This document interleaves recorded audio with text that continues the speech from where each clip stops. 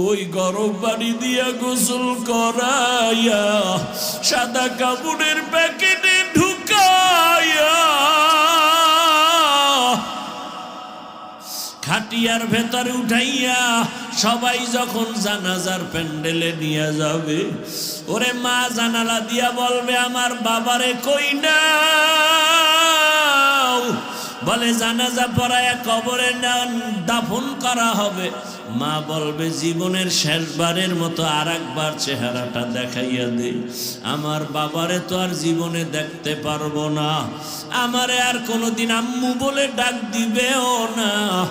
ওই জানাজা পড়ায়া তোমারে কবরে রাখবে, কবরে রাখিয়া সবাই যখন চলিয়া যাবে, ওই কবরে এখন তুমি আর আমি একা অন্ধকার।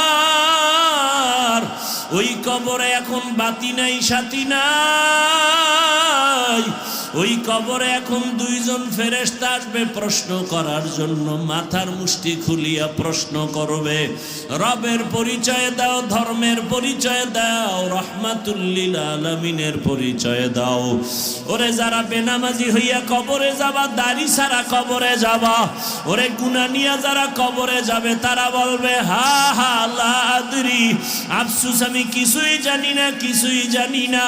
নবীজি বলেন আমার আল্লাহর কুদরতি আওয়াজ আসবে, ওরে কবরের ফেরেশতারাই নাফরমানের ধর, জাহান্নামের শিকল লাগাও, জাহান্নামের সাথে কবরের রাস্তা বানাইয়া কবরটাকে জাহান্নাম